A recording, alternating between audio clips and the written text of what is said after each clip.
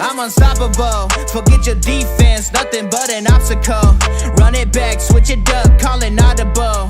Serving up them Hail Marys till the game over with the showstopper. So hot, you gotta blow on it. I said I'll huff and I'll puff, then I'll pass to my left while I'm looking to my right. Hit him right in the chest. It be looking like magic. Better give me the throne. I ain't talking about Patrick, but I rep my home. I'm never at the end of my zone. I'm bad to the bone. Eating up these pig skins like they chicharrones. And you a douche cabron. Mira, mira at the mirror on the wall. I'm the greatest of them all. They gon' put me in the hall. Your name is only written in a bathroom stall. Quit your stalling and make a play. My drive too long. Pop the clutch, I don't pump the brakes.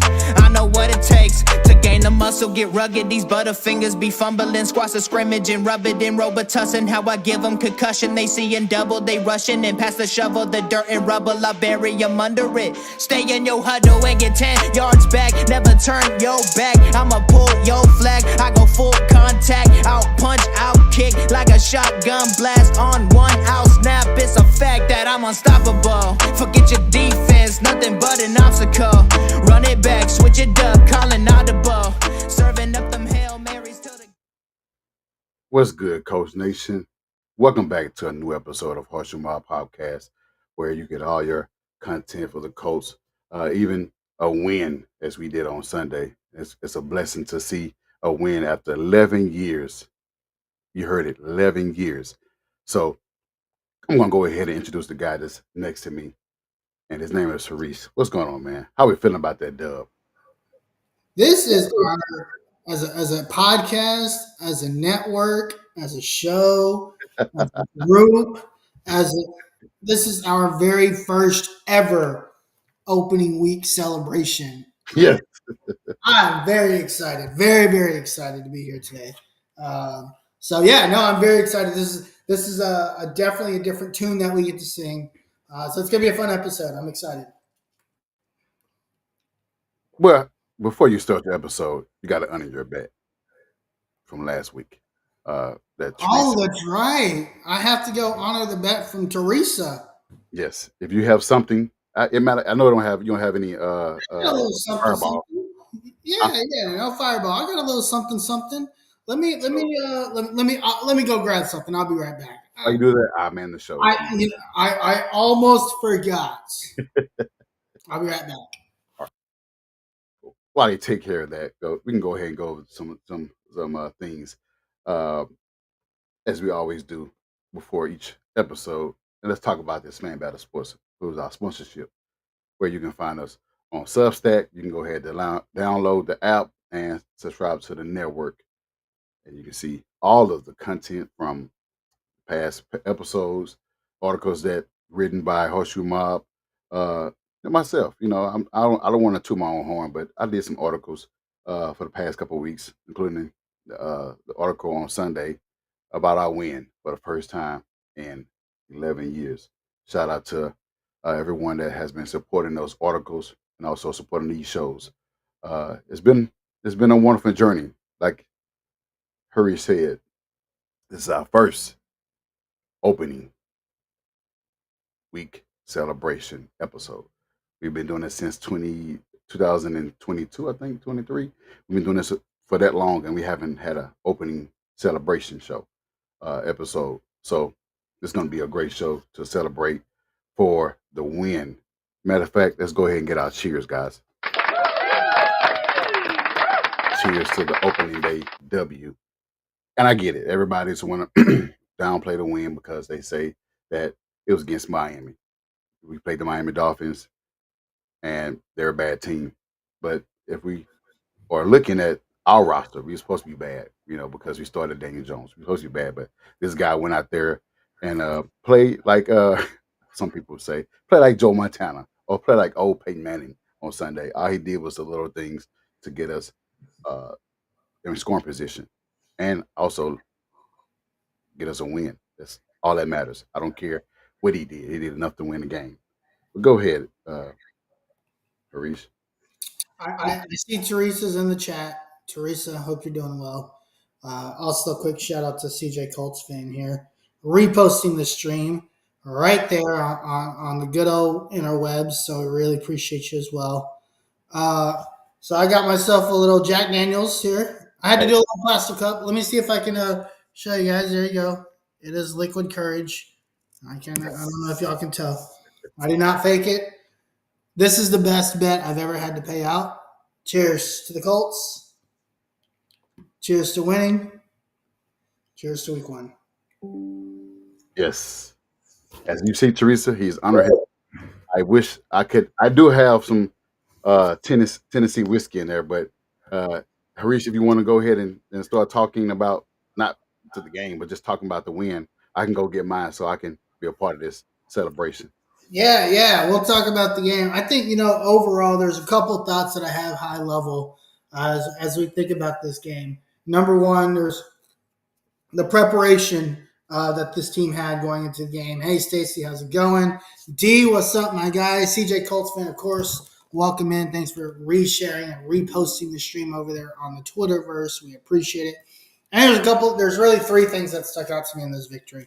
Number one, the preparation. I think this is the most prepared I've seen a Colts team play on opening night, opening day, opening week in a very, very long time. And I'm saying that I'm surprised is kind of an understatement because I'm very, very surprised, but I'm also very excited. The thing that stuck out to me the most throughout the week when the team decided to go with Daniel Jones over Anthony Richardson, one of the things that Shane Steichen said was, Anthony Richardson does all the little things correct, right? There's trust in the locker room. They really trust Anthony Richardson. And as Colts fans, like at the moment, knowing where we were, knowing how volatile everything was, we were not excited. But if you look at what Daniel Jones did on Sunday, I saw a chart. I can't remember who posted it. It's probably on PFF somewhere, honestly. But Daniel Jones made the short passes correct. He made the short passes, and it looked really, really good, right? And the reason why that's important is because it kept the Colts on time. And what I mean by time is they didn't have to deal with a lot of third and longs on Sunday. They didn't have to deal with a lot of third and forevers. They didn't have to Hey, deal with Stacey. stuff like possessions where they are having to play ahead of the sticks or play behind the sticks, if you will. The short passing game that Daniel Jones had was beautiful. And I think if we look at his stats, I think he went 22 of 29. Is that right, Josh? It was like 22 of 29, 22 of 29, 200, 272. 200 yards or something, whatever. One touchdown, not a big deal. Zero turnovers. That's the thing that stuck out the most. Zero turnovers. And for those of you keeping score in math, 22 of 29 is 76% completion percentage. Yes. You don't complete 76% completion percentage by throwing down the field 30 times. It's just not efficient, right? We talked about this all off season with Anthony Richardson. How do you increase and how do you inflate that number? And what does that number really mean? That number really truly meant that you're staying ahead of the sticks, right? I'm going to pull up a chart here for Daniel Jones, and I want to share this real quick. So I'm gonna go into the magical world of PFF, which I know we all hate PFF, but hey, there's some really, really cool stuff on PFF that I want to share. While you do that, I'm gonna show y'all my Coach Cup and my shot. This is Sick. this is Let me see. Oh, you have? I have a Colt shot glass. I don't know where it is. see, I think I got mine when I went to Indy a couple years ago. I bought it from there. I was so excited, so I'm going to take my shot while you do that. Yeah, I'm Yes, gonna pull this up real quick. And one of the things I want to call out is Daniel Jones's passing stats. I think there is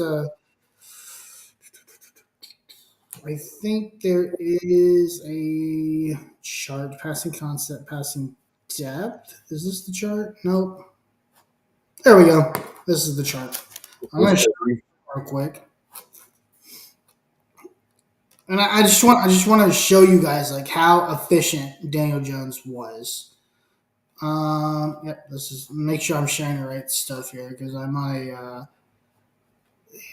a different setup.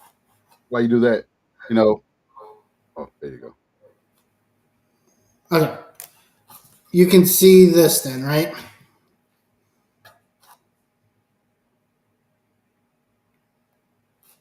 Okay. Can you see the passing chart? Yes. Okay.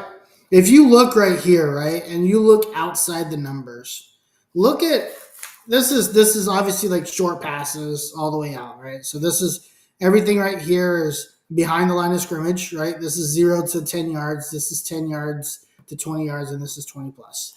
Look at where he was the most efficient.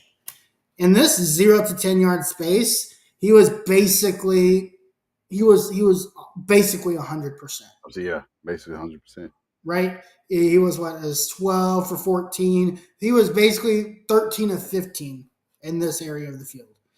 Phenomenal. This is excellent. What does this do? This keeps you ahead of the chains. Minimum, you're getting 5 yards a clip, right? A throw.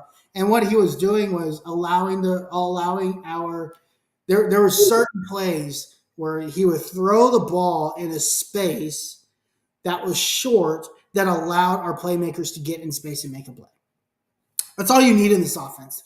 If you remember back to Shane Steichen's offense with Philadelphia that year that Jalen Hurts was so successful, that's all this was, right? Get your players the ball in space. We have a lot of playmakers on this team, right? Get your players the ball in space and let them go make plays, and that's exactly what he did. Now, what that allowed him to do, one of the things we talked about was Daniel Jones' ability or inability to make plays down the field because the blocking that he had was terrible, right? It was terrible in New York. So I'm going to show you another. I think. Let me see if I can find this image. I think if you, I shared it in our group. And although it might seem like a meme, it's actually very, very important. And it's a picture of Daniel Jones sitting in the pocket, probably the cleanest pocket he had all his entire career, right? Yes. And so I think if you look at preparedness, this team it seemed very, very prepared. Number one. Number two, Daniel Jones was very, very efficient. And number three, it was very disciplined team game. I think if we look at penalties in this game, the Colts, I think committed less than 8 or 9 penalties. I don't think they committed that many. I can verify that. I'm looking at it right now. And to your point with Yeah. Daniel Jones, it's not to get too ahead, but to your point, Daniel Jones did what he's always done. He's not a deep door type quarterback. He's the short intermediate, the dink and dunk type of quarterback, the game manager that we expected from him from his Yep. day with the Giants. That's his game all the way from back in Duke. And that's what we wanted him to do. Yeah. Minus, the penalties that he had. I mean, he had 272 passing yards, but you take away the 20 yards I think that Warren had that was taken back from a holding penalty. That's Yep. yards right there. That was the biggest penalty of the game, right? I mean, the Colts ended up with 4 penalties for 45 yards. Yeah. 10 yards of that was from that one penalty, right? Right. The holding play, which again would have added an additional 30 yards to Daniel Jones's total. Correct. Because that was like a good 20 or 30-yard game. And we'll talk about like what helped Daniel Jones because Tyler Warren did exactly what we thought he was going to do for the quarterback in this offense. He was a safety blanket for Daniel Jones, and boy was he a safety blanket. All phases in this offense. He was amazing. Pull back. I mean, just outside receiver, inside. I mean, he was everything. He was unreal. Unreal. He was He took unreal. a big shot on one catch. He took a big shot that was put us in goal line. He got right back up. He's like, "Yeah, I'm that guy. I'm here." Yeah, that was exciting to see. It was. Yeah, but you see how Daniel Jones built this playbook, or he built this game plan. It was from the inside out. Yes. And if you look at, obviously, we don't know what the Broncos are going to change when they play Daniel Jones. But if you look at how they played against Cam Ward, and we'll talk about this in our preview for next week, they're going to blitz a lot. So Daniel Jones' ability to continue with a much better offensive line, continue to hit the short routes, is going to be imperative this week. Yep. So, yeah, I think discipline, I think preparedness, and I think the ability to keep ahead of the chains are the 3 keys to the game that we were all curious about. And not only did they execute it, they were dang near flawless the entire game. Another stat that we saw from Tyler Warren that he's the highest rated tight end week one out of all the tight ends. He's also the highest rated rookie. Yeah. So So Tyler Warren's NFL PFF grade, for those of you guys that were curious, I think it was in the 80s, if I'm not mistaken. what you did see as well too is that we didn't utilize the run a whole lot. We did enough to move the chains, but like you said, we didn't have to. Yeah. We just did enough to move the chains. We saw DJ Giddens come in and give JT a breather, even though the game was out of reach. And he was kind of banged up. But you see DJ Giddens moving the chains. He's that guy. He's that guy that could spell JT when need be. I think JT had like 71 rushing yards, which is big as well. But then DJ Giddens came in and had his impact in the game as well. So yeah, I don't think JT played I don't think he had to carry the entire fourth quarter. Yeah, he kind of banged up. I think something with his neck, but James Stack said he was okay. So again, you could give him that rest because you had somebody behind him, right? DJ Giddens was really good too. DJ Giddens yesterday on Sunday was actually, it shows that he graded off at a 61.3 offensive rating. I don't think that really truly that doesn't really truly show the effect, how effective he was, right? And that's just grading him off of his passing stats. If we look at his overall grade for last week, which I'll pull up, let's see. So DJ's offense, let's see, his ratings were, it was a 61.3 offensively, which again doesn't seem like a lot, but his pass blocking was a 73.5. Jonathan Taylor's pass blocking was an 83.5. Yes. DJ Giddens was one of my favorite pickups in this draft, and I said it from the time that we got him. I loved DJ Giddens. I thought he was the perfect backup for Jonathan Taylor, and he proved me right. So again, I'm not a fan of PFF grades. Half these, even DJ Giddens, again, he was a 73.5.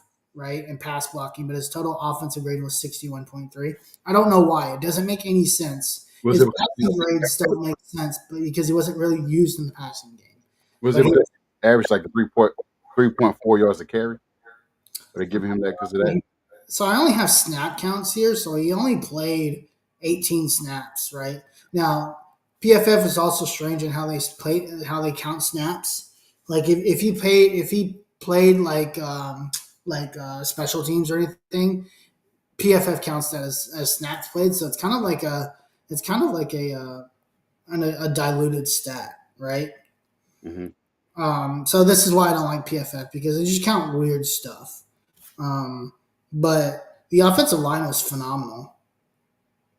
This adding two new parts, a new right guard and a new center. They both played well. Tanner Bortolini was excellent, 77.6 offensive passer rating, offensive rating. Quentin Nelson, 77.2. Matt Gonsalves, 76.8. Bernard Ryman, 74.2. Our worst offensive lineman was Braden Smith, and even him, he was at a 67.9, but his pass block rating was an 80.7. Unreal. This offensive line was really, really good. I think Daniel Jones was sacked one time. Daniel Jones was sacked.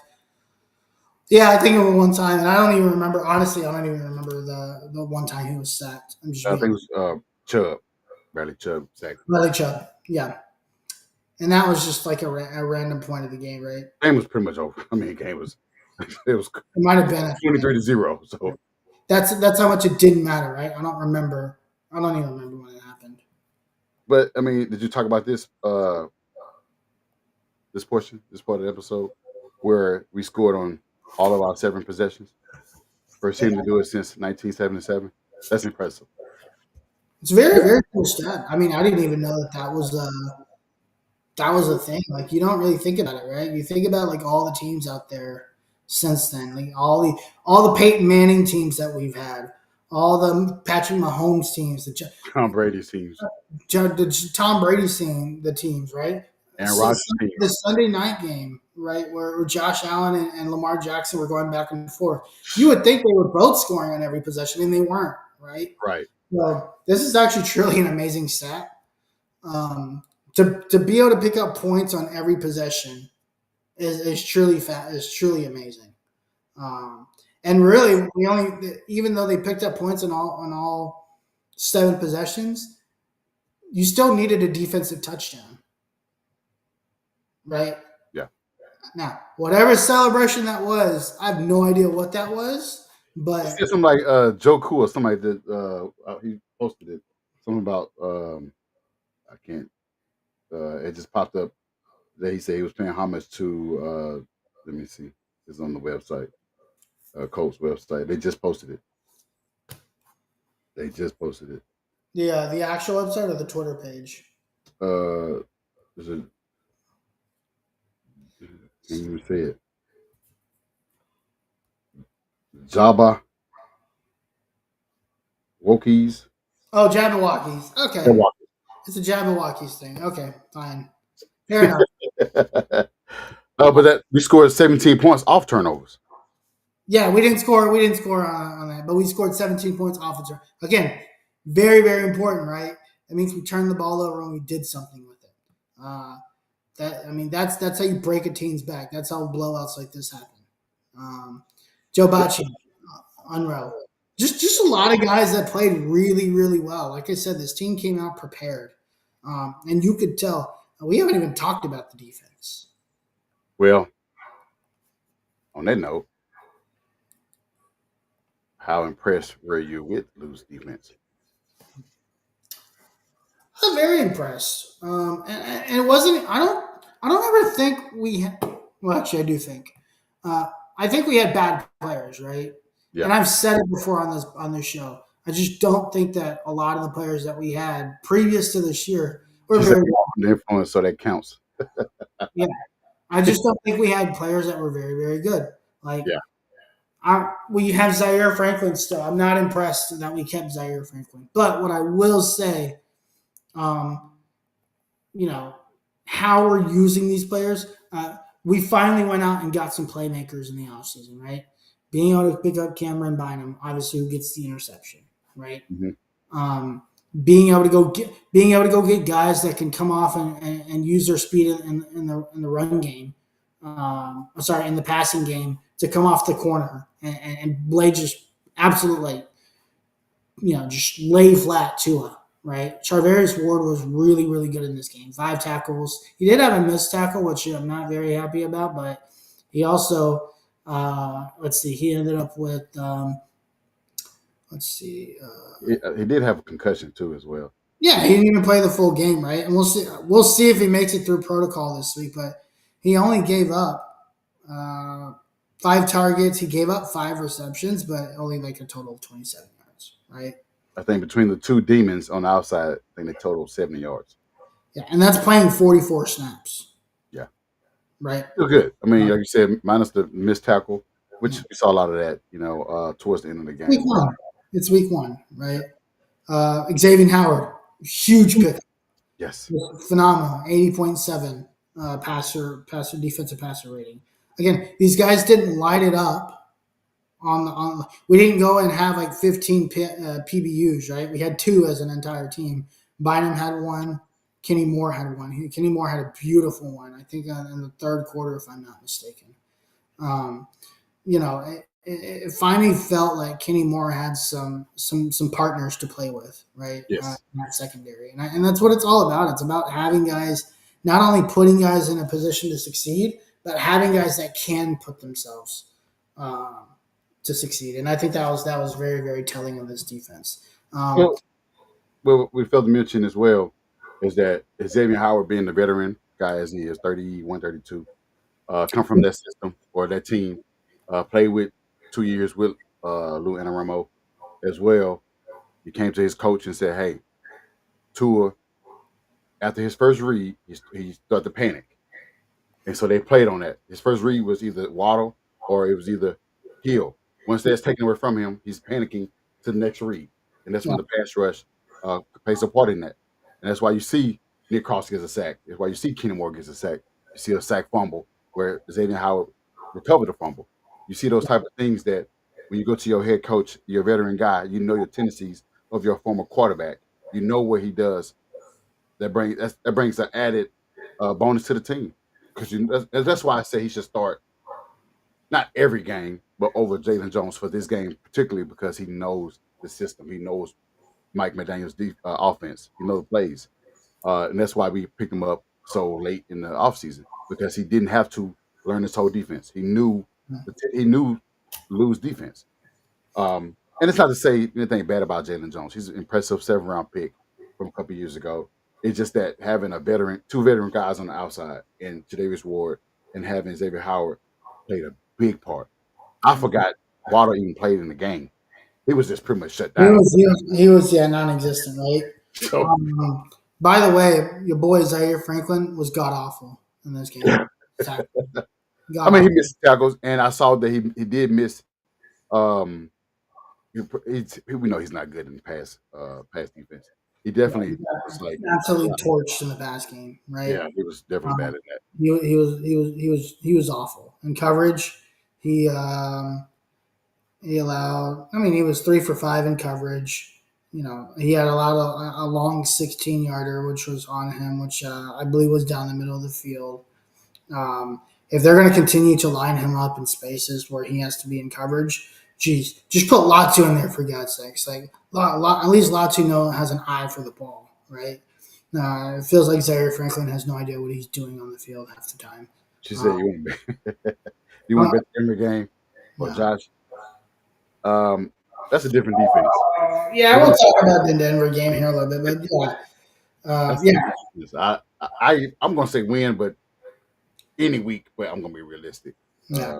when we get to that point as well. So, but I'm all for drinking regardless if it's win or lose. I drink regardless. But go ahead, my bad. I just wanted to point that out. Yeah, Zaire Franklin was god awful. He could tackle. I mean, at least he could tackle. He didn't have any missed tackles this game, which was nice. But he's just awful in coverage. Like this guy cannot. I don't know what to think about Zaire Franklin honestly at this point. I Uh, will say, he did look out of place, but it's a new defense in this week 1, so I will give him grace. I don't know. Week 1. It just goes to being prepared, man. Like you can't have guys that come in here. Samson Abukum is coming off of an Achilles and rated higher than him in coverage. You can't have that. Like you can't have these guys coming in here and just outplaying you, right? Quiddy Pay was better in coverage than Zaire Franklin. I mean, speaking like you said in coverage, having lied to, out there in coverage. He said he saw something that he knew Yeah. where the play was going, so that's why he ended up, with the ball in his hands. Yeah, obviously that's off of instincts, right? Yeah. But Latu's coverage rating was 94. I was surprised. I was still surprised that I he was put such him in coverage. that was just an athletic play.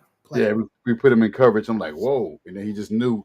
I think that was Hill going across on a crossing route. I think that was Hill or maybe the tight end Tanner or his name. All I remember is like this really long dude just like going up for the ball, and I was like, "Who is this guy?" I was like, "Oh snap, it's Latu." I was like, Yeah, walking from like the bathroom, I think, or to the living room, like coming out of the. It's like, who is that? And I was right. like, snap, that's Latu. Like this is insane.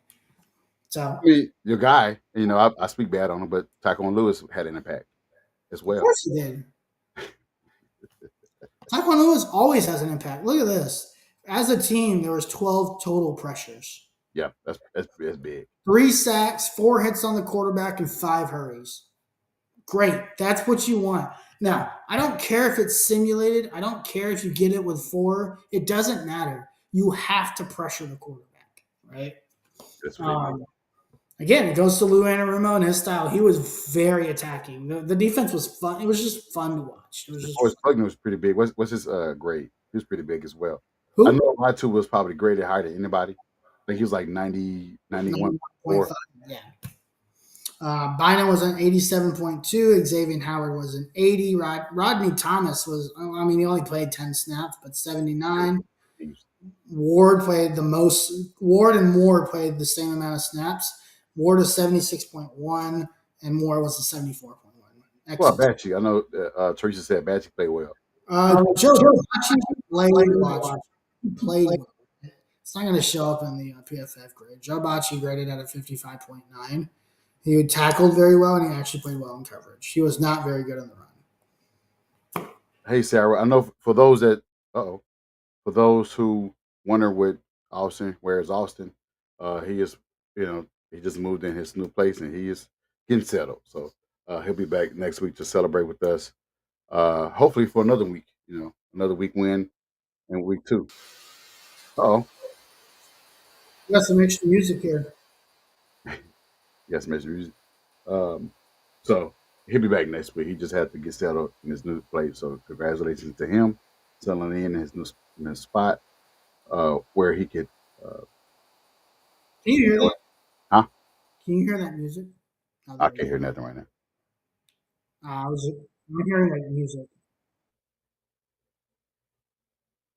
Yeah, I don't hear it.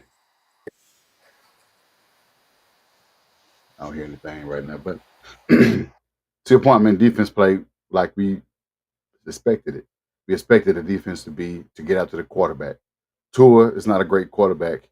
It hasn't been great in a while. I mean, including the injuries he's been having with the concussions and whatnot. Just not an accurate quarterback. He hasn't been accurate in a long time, and they played to our advantage. Again, people downplay our victory by saying we played a bad team, but that team is loaded with talent.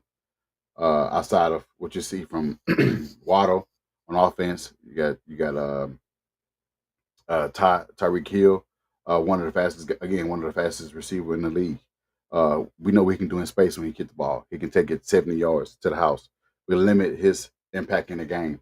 And then you got the running back, Achin. He did decent, but he didn't beat us on the ground. Some he had his screen pass for a touchdown at the end of the game on fourth down where we gotta clean that up as well because the team wanted a shutout. The defensive guys said they wanted a shutout. Lou wanted a shutout, and they didn't give him that. They missed all those tackles at the end where I was like, come on, guys, it's fourth and goal. This tackle allows this tackle on fourth and goal pretty much give the ball back into offense, turn it on down, and they don't score a point at all. It's still 30-0 or 33-0, I'm sorry. And It just comes down to details, yeah, right? And you can, but let's clean out the teeth and stuff when you win, right? So I'm not terribly worried. say it again. I said I'm not terribly worried about that. Okay, yeah. Well, you just gotta, clean those up. I know it's end of the game, 6 minutes left in the game, and uh, guys that took the foot off the gas. And you see where they put in Zach Williams and still didn't allow any points after that. But nevertheless, just you don't want to miss tackles. You don't want to have habits of missing tackles. I don't want to be too hard on the guys for missing tackles in the game, but I want you to finish the game strong. Finish the game how you started the game. You started it, their first possession, Miami first possession, got a turnover, and it just kept, you know, being infectious for the defense. They're getting out, like you said, the pressures, 12 pressures. They kept getting out to the quarterback, not allowing those guys on outside to impact. Uh, you see more of the tight end game for them as well. And then the run game with Achin. You saw a lot of that because they couldn't get to those guys because the defense was understood what was their offense. Like I said, when you got a guy on your team like Xavier Howard, he knew what's going on. So he went to his coach midweek and said, "Hey, I know what Tua's going to do.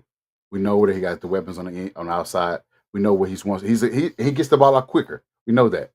But how about we shut this down and get to the quarterback?" And that's what they did. And they listened to the veteran guy who probably wasn't the greatest on defense, but he knew with the pressure of the front guys and Pay, Latu, Grover Stewart, Buckner, Taquan Lewis, you name it. We didn't even use JTT on defense. He was inactive, but there would have been an added part of defense as well for us getting pressure to the quarterback because he's that guy that gets to the quarterback with those long arms as well. So it's exciting to see what our defense looked like. also with our offense having scoring on all 7 possessions. Uh, that's impressive. It's impressive. So I'm giving it a hand clap with that. It's always great to see that. And like Sarah said, Tyler Warren was a stud. We knew this coming into the game when they drafted him, what he can do. Saw him at play, was at fullback, and they run a play for him to get first down. I think we need 3 yards, and he got 3 yards, or 2 yards, and he got 3 on a short yardage. That's what you want to see. We didn't see a lot of that. We didn't see a lot of Tyler Warren's in the red zone. We did have one target in the red zone where didn't call a penalty on it, where he was in reach. He was in reach to catch the ball for a touchdown, but Mika Fitzpatrick grabbed him before he get to the ball, but no call. I'm not complaining about that, but that's how his impact uh, means so much to this team. Like I said, he had a big catch down the sideline, put us in goal, first and goal at the goal line, put us in the red zone, and they pretty much it was just Daniel Jones show. He scored 2 touchdowns at the goal line, but that's him letting everybody know that I can offense. I have an offensive line. I got weapons, run game. I got a plethora of receivers. You see A.D. Mitchell in there. He had that big catch on the sideline where he got his knee down and his feet down. What you say? That play was really like Daniel Jones's best throw of the day. If Yeah, you think about the anticipation that he had on that throw to make sure A.D. Mitchell got the ball in the right, that's how you take advantage of A.D. Mitchell's ability to get open. well, I won't say that's the best throw because the best throw I say was Alec Pierce. On the sideline. Yes, that was. Yeah, I mean, I think like that throw was great because of the pocket. I think the anticipation and the Yeah, difficulty skill of the A.D. Mitchell throw is a little bit higher. yeah, I think because of the way that the receiver or the defender was playing off of A.D. Mitchell, right? And you had to essentially anticipate the break that he was going to make on the play. I mean, just made a lot of really good throws, but that's probably the cleanest pocket he's ever thrown from. he ain't used to Daniel, that. Daniel Jones has never had protection like that in his entire time in New York. And this is what we said, hey, I don't know how good Daniel Jones is going to be. I do know that our O line may not be great, but it's going to be the best O line he's ever played behind Yeah.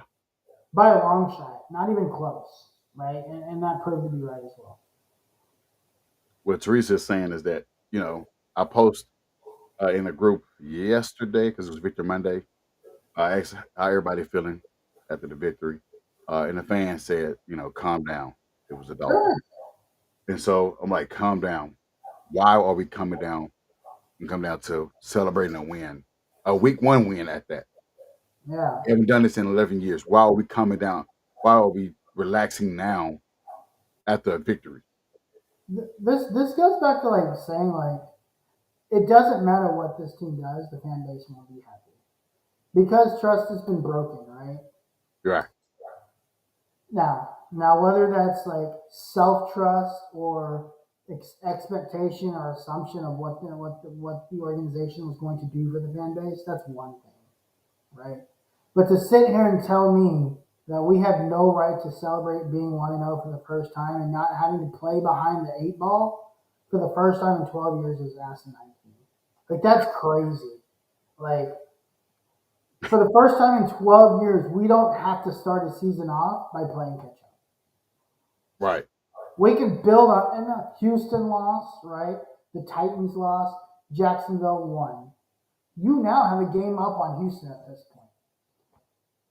Yes, it is one game and it's 1 week. I completely get it. But to sit here and say that we shouldn't be excited, we should have been more excited to start 0-1 than 1-0 is crazy. Which has been the thing for 11 years, 0-1 or 0-2, 1-1. We always playing behind. Now, like you said, we have opportunity to stack up wins to be on top of the division. Right. You can get ahead of the ball, right? And now, Chris Ballard, remember when Chris Ballard, a couple of weeks ago or 3, or maybe this training camp press conference, he was like, we have to end strongly, right? I don't care about ending. We need to start strong, right? We've never started strong as an been a long time. We were so used to starting the season off 6-0, 7-0, 8-0. We haven't even started 4-0 or 3-0 in like forever, right? So to even be able to like think about potentially starting 2-0 is huge for this team and where they want to go and what they're trying to accomplish. So no, don't stop celebrating. Teresa, I disagree. Like I think I picked this team to lose, and I'm very very happy that we won. Well, it wasn't Teresa that said it. It was a fan that said it. That Oh, okay, I see what she's saying. yeah, I made a post.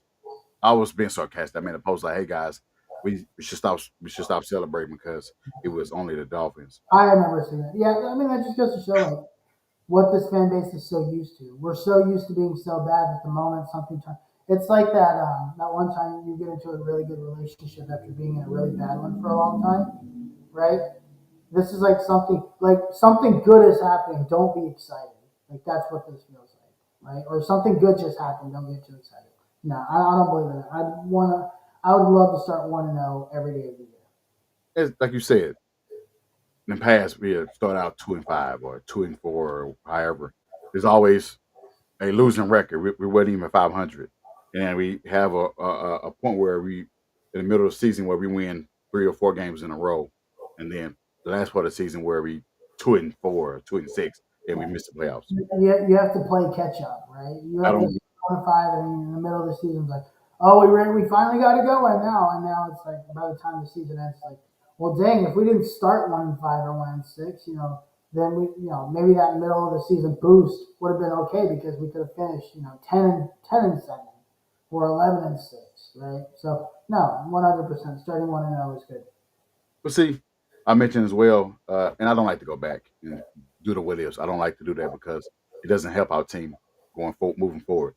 But it was a fan that discussed, probably in this the fan base, a fan from a different team, how the past 2 years where we were 9-8 and 8-9, both years a game that we lost, we had a potential to win that changed the outcome of our season.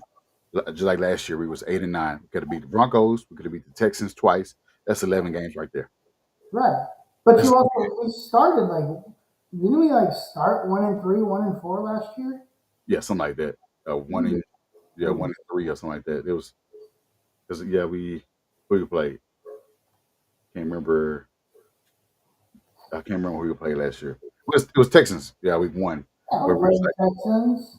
yeah, Let's see.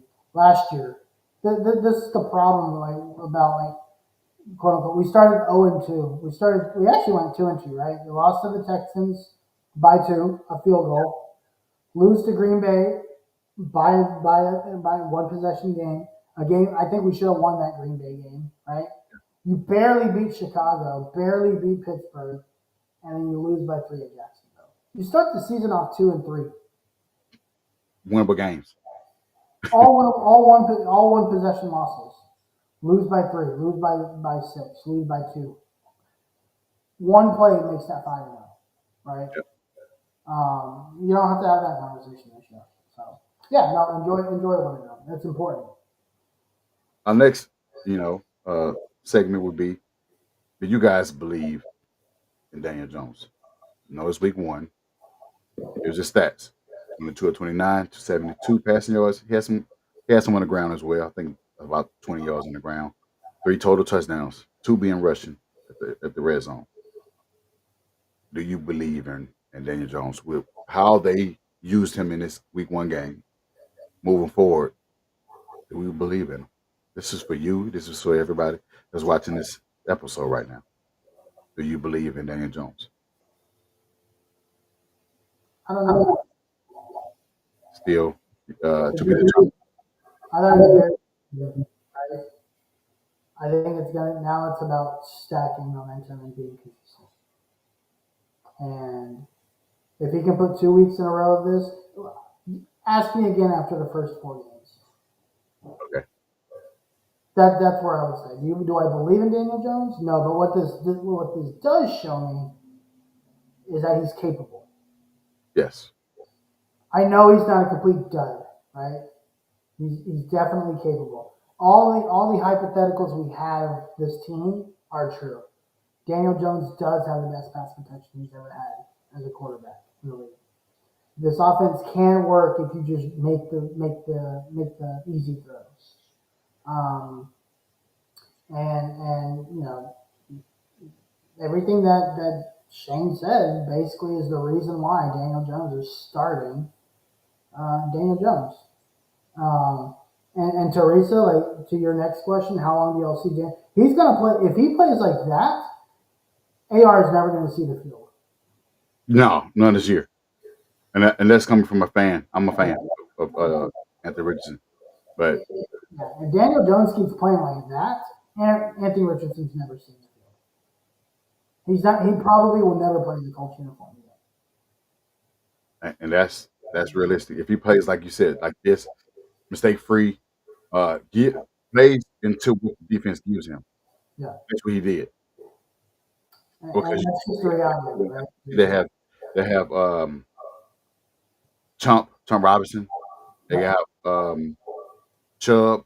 I mean, former. That's a defensive line. Like, that's a good team. Yes, They're just poorly coached. That's a team with a lot of talent on both sides of the ball.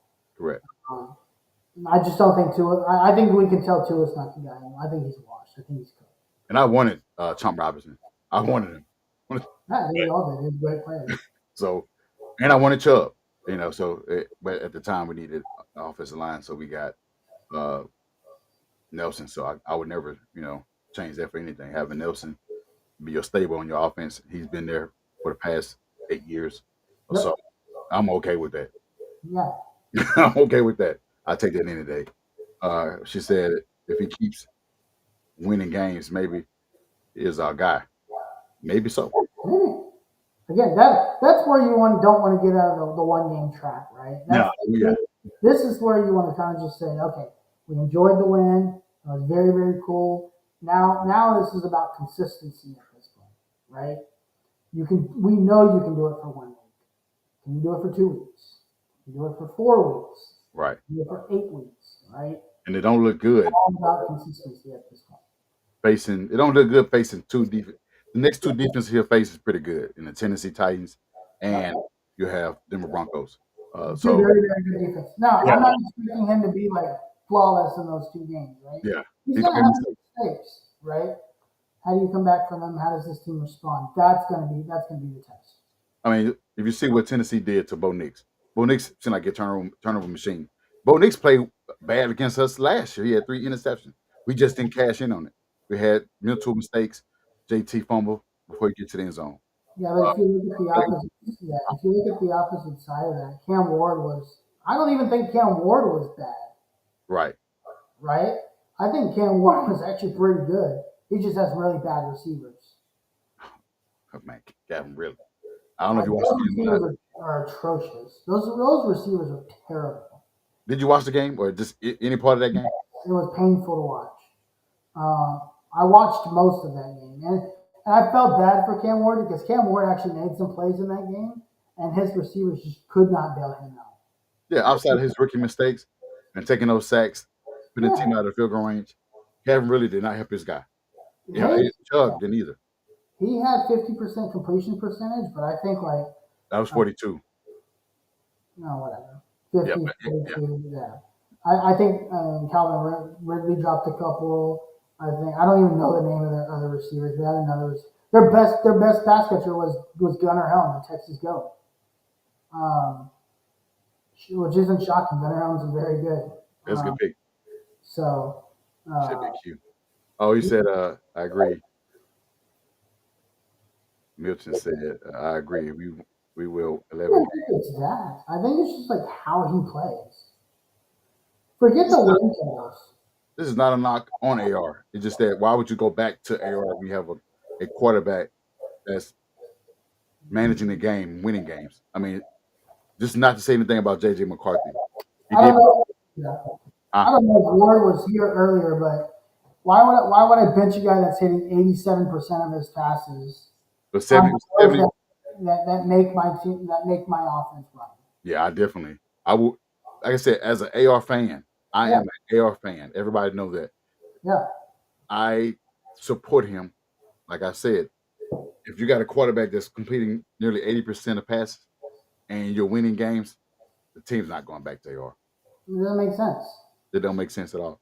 I mean, luckily, like I said, for Minnesota, when they have Sam Darnold, Yeah. luckily for they had JJ McCarthy, and he played bad the first half. Second half, he woke up and be the guy that they drafted him top 15 a Yeah. year ago before he got injured. They luckily had that guy, but if they didn't have him, I'm definitely keeping Sam Darnold in that offense. But we don't 100%. have that. We don't have a JJ McCarthy to fall back on. So if Yeah. Daniel Jones is the guy that's succeeding under this offense, completing 80%, turnover free, he's gonna have some turnovers, guys. Before y'all crash out, he's gonna have some picks. He might have some fumbles, lost fumbles. He's gonna have, He's going to throw bad balls. Like, yeah, that's just the nature of the beast, right? But if he continues to keep this offense ahead of schedule, there's no reason why he should need to go back to anything like this. Doesn't rely, matter what the fans think. rely on JT. That's what he did. I mean, first play out of the gate, we do it true. Tyler Warren out of the gate. That's the first play. He did. It was a play action pass. Tyler Warren, 84. And he started, chime the clock down. Make sure that he didn't have. I mean, they made sure that they didn't have. We didn't see a whole lot of Miami. They was off the field. I don't know who. What's the time of possession? If you can look that up for me. Let's see. Colts had the ball for. They have. Where is it? I just saw it right here. I think it was 38 minutes. Almost 40 minutes. we had 40 minutes. 43. And the Dolphins basically had 21. 40. So we had almost 20 minutes. 20 minutes Basically more. 70% of the game. So that's Yeah. Yeah, I'll take that any day. for sure. And so you got a guy like I said. You said 43 to 21. Yeah, 43-21. Basically. Wow. Yep. So I mean, I take that any day. Bottom line experience. I mean, yeah, it's experience. I mean, we knew that in it. I'm not saying that. Daniel Jones. It's over. Huh? No, I do want to say because it's not like Daniel Jones is old. He's only 27. Yeah, 6 years. He's been in the league around the same as Trevor Lawrence, right? They came out the same year. I think so. Yeah, maybe like So yeah, 6 years. It's just the fact that you thought you could think that he played longer because he's been in a bad team, and they cut him after they paid him, give him 40-something million a year, and he didn't have the talent around him. His best talent is in Philly and winning Super Bowls. So, win a Super Bowl. So, yeah, I mean, the question is, do I believe in him? No, not yet. I can't jump out the window week one. Like I said, you got two back-to-back defenses coming up in Tennessee and Denver. Denver being week 2, Tennessee being week 3. Let's see how he plays in those 2 games against those defenses because they're gonna get after him. They're gonna take away some of those things that Tyler Warren does because he is a rookie, but he plays like a vet. They're gonna take away what Michael Pittman did. What he did to that cornerback. He lost his damn self. Damn near dropped the pass because he's like, "Oh, I'm open." Yep. I mean, AD Mitchell. Michael Pittman did. Yeah. Huh? He almost goofed it like Michael Pittman does.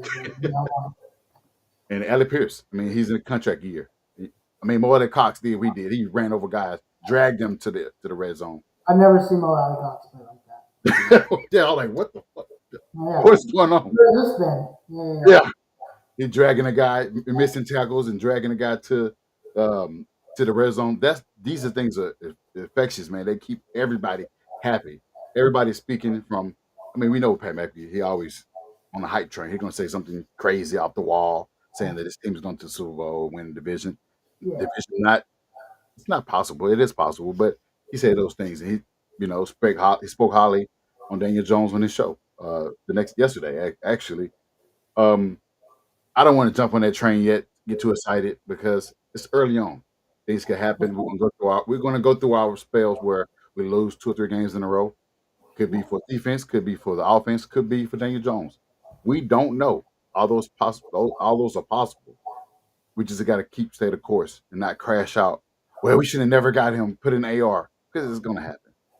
We're going to call it. 3 games are going to be very, very good. 3 very, very good defenses. Broncos, Titans, Rams. Excellent defenses. So all 3, the next 3 you're going to play. That's tough. And who after that? Is it Jacksonville we play? After that, Raiders. Raiders is probably sign of Right? relief a little bit. But even then, huh? It'll be a good test. These next 3 games will be a great test for Daniel Jones. If we can go out, not to get ahead, but if we can leave those 3 games 2-1. I agree. That's what I was thinking. But 1-2, no. Oh, I don't even know. Yeah, I think it just depends on what happens. Like if something fluky happens, right? Like they get a punt return for a touchdown to win the game, or something like fluky like that happens, but Daniel Jones plays well. I wouldn't be completely upset about it, Yeah, right? But if you get blown out and Daniel Jones has 3 interceptions and like doesn't even know what football is, like that's going to be a problem, right? Those are obviously 2 very opposite extremes. But yeah, it's just week to week. I'm very interested if he can keep that short game going, especially against the Denver team that's going to blitz a lot. I think we're going to have another very, very successful week. I must agree with that. Let's move on to our prediction. Both predictions. I'm sorry. Last week, none of our prediction was right. I can't remember what I had. I think I had. Can't remember. I think Austin had Latu having 2 sacks. I think you had Eddie Mitchell or somebody that having 2 touchdowns. Whatever. I can't remember what I had. I think I had. No, I can't remember the entirety. We did offense and defense. But move on to this week. Your both prediction for this week. We're gonna get some tough defense. We got Sean Payton on that end. We played the same team last year. We have some mental mistakes, breakdowns that led to us to lose this game pretty bad. It was a close game and it ended bad with pick 6 and just turnover on down and just a lot of things that happened that we didn't come out with the victory. I'm going to go to the side of the ball in this game, and I'm going to say the defense gets 3 turnovers again. And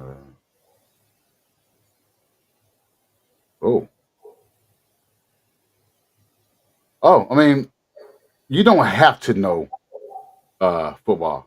You can watch it. You say you've been watching it for 40 years because I'm born in 85, so 41 years.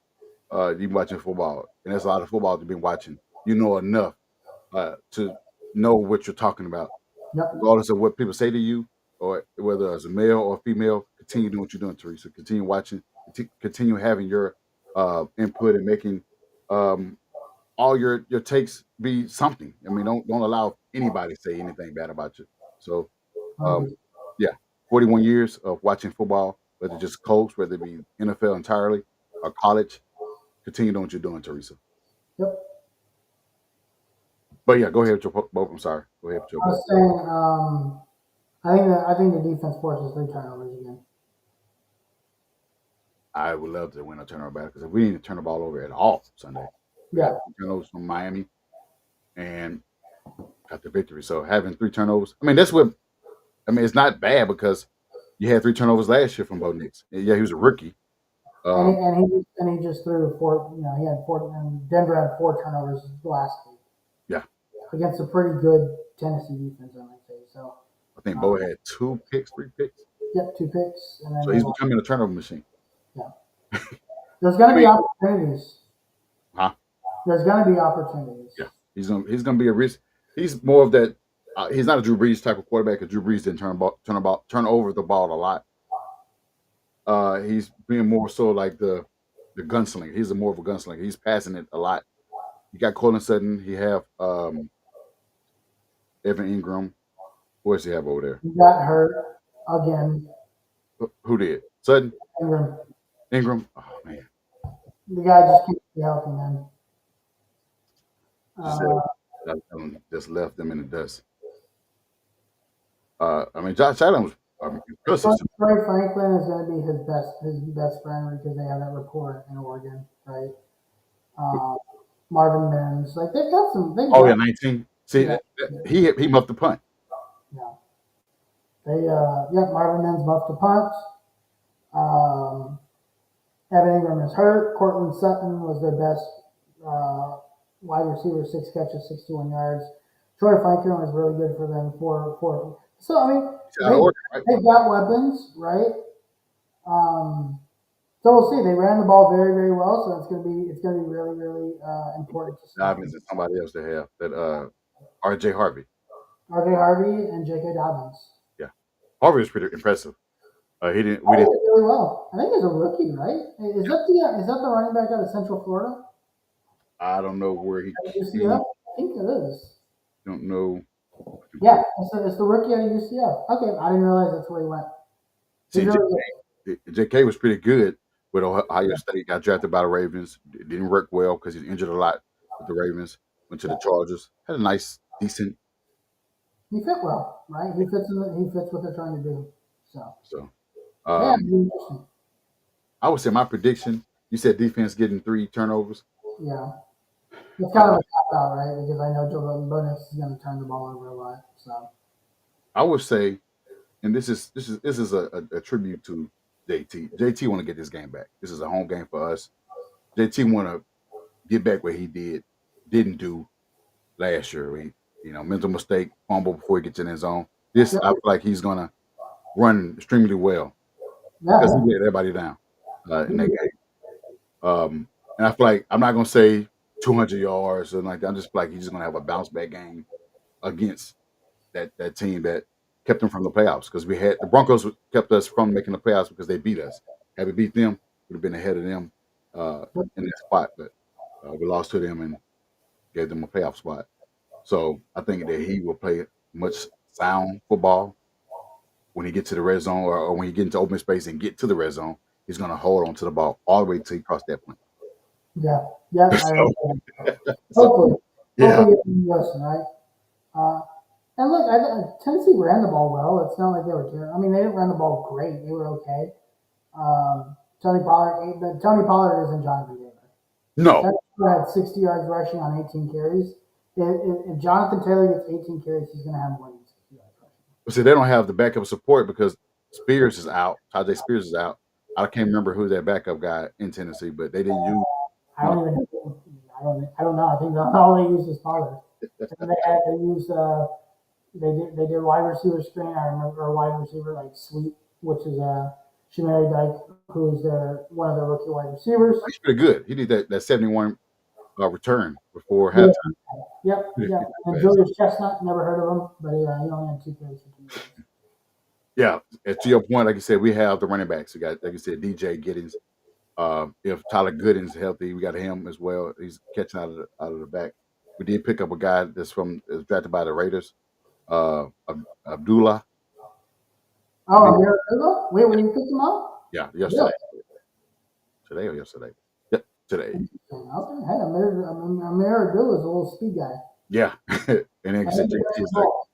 He's a little this more. older. Interesting. He's a little older, but interesting pickup. He's 30, yeah, 32. Yeah. So I mean, veteran guy, seen a lot of football, Yep. a lot. I think he have 1,000 yards in the passing game out of the backfield. That's a lot. That's impressive. I Yeah. don't think JT has that, but JT not old either. So uh, it Yeah. just shows that what he can do in this offense. We just got to play sound, man. We just can't allow Denver to wreck this game. We just can't. We seen what 15 did last year. Benito, you seen what he do, and Big he's guy. yeah, Yeah. Big guy. Tremaine is one of the best in the business at cornerback. And he's going to defend our best receiver. So They have an excellent secondary. So yeah, yeah, very good. It'll be a fun game for sure. yes. What you say? Backs and Colts. Yeah, I don't know. If that's I don't know. If that's the drink. Yeah, definitely. No, I'm good. You say- No more bets for me. I've got a same side prediction this week. yes. So you say you're not going to bet? No, no, not this week. Well, we are part of the show where we got our score predictions: Broncos versus the Colts. Austin already had his predictions that he got the Colts win in a close one, 24-23, and he said he has uh, Josh Downs having a bounce back game with 2 touchdowns. Josh Downs didn't have a bad game. He wouldn't even really need it as the other guys were. So Yeah, he had a big fourth down catch, right? Yes, I love that. Which is huge. Which we later found out that Daniel Jones checked into that play. So Yeah, again, just knowing your team, knowing the defense and what you're reading, just another example. but he has him having 2 touchdowns for the bowl prediction, Okay. and they got the score 24-23. Colts win in a close thriller. What is your prediction? I'll take the Colts 21-17. I think it's going to be another low scoring game. Um, Not saying that the Colts offense isn't good, but I think the Broncos defense is very good. And I Yes, think the Colts defense is very good, right? I think this is going to be a very defensive game. The good thing is you don't have to worry about you don't have to worry about the weather, right? You're playing indoors, which is nice. So you don't have to worry about like the altitude or any of that. But I do think both of these defenses are excellent defenses. And I think Lou Anarumo is going to bring some different things to Bo Nix that he hasn't seen before. He might bring things that he didn't use this week. I think he's going to use some guys differently as well. I think we go 2-0, man. It's exciting, right? And you don't want to get too ahead of yourself. So I'll have the Colts 21-17. and I want to stay the same. I want to stay the same course with the win as well. And I said this out. I mean, since they asked us yesterday, I was asked yesterday, can the Colts beat the Broncos? And I said yes because we had mental mistakes last year where we had to win. I think we was up 10, maybe 14 points, and we collapsed Yep. against that team. Yeah, granted, Bo Nix was young, rookie quarterback. Nevertheless, we shot ourselves in the foot in that game, allowing them to get back in the game from based off their defense. Yep. And if we don't make those same mistakes, it's not that AR played bad last year. It's just that it's a great defense. We played.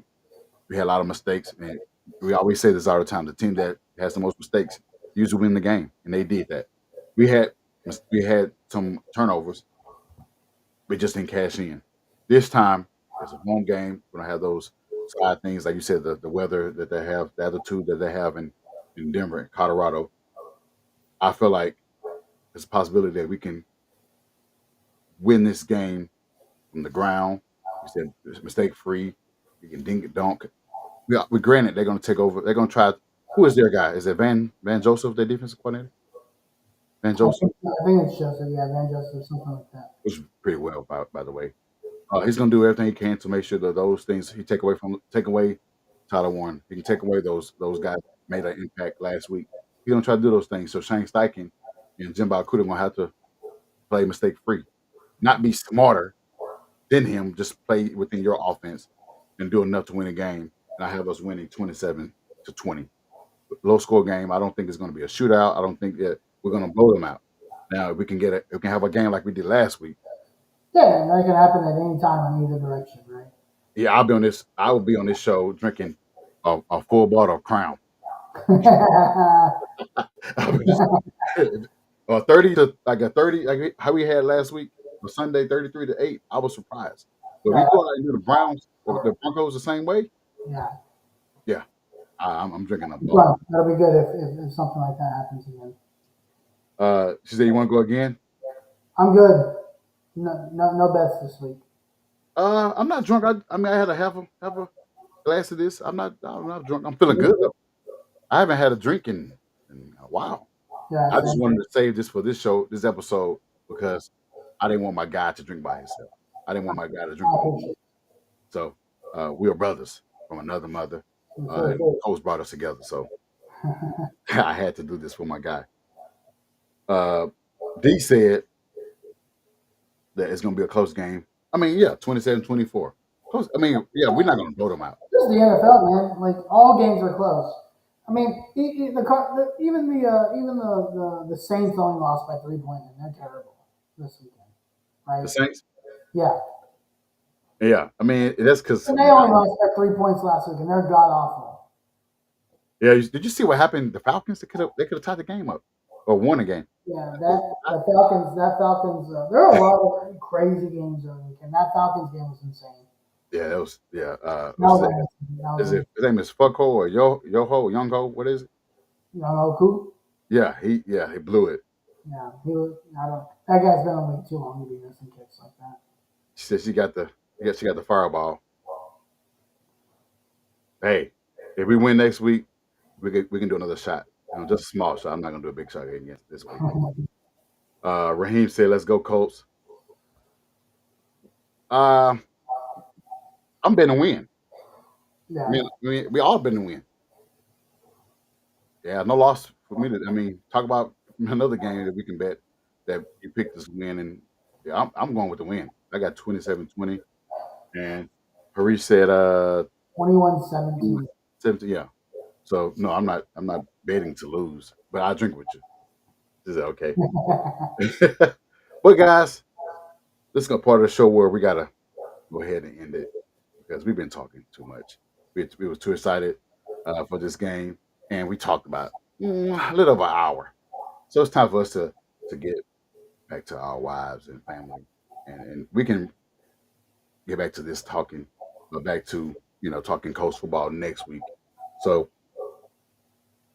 Harish, go ahead, let everybody know what you got coming up. On Thursday, and I think you got a game. Who y'all play? Who Texas plays Saturday in week 3? UTEP, UTEP, another tune-up game for us. Hopefully, that team continues to get better. Oh, he said so. D said next time I had him on the show. Uh, Okay, oh yeah, that's fine. Next week you can add you on the show and speak coast football. You don't have to be. We're not analysts. We're just talking what we see on the TV yeah, after watching the game. So it's not nothing that we got to be an analyst. You got to know everything from yards per carry, catch per carry. We don't have to do all that. We're not doing all that. We're just talking what we see on the field on Sunday. So if you want to come on, we'll bring you on the show next week as well, D. So just reach out and we'll have you send you the link and you'll come on and talk the show. for But sure. yeah, you can talk about Arch Manning and his comeback game at the fans from Indy. Who's like, oh, he's a bust. Yeah, we'll be live Thursday night, 8:30. Well, maybe. We got to figure out the air conditioner situation at home here too. Oh yeah. Yeah.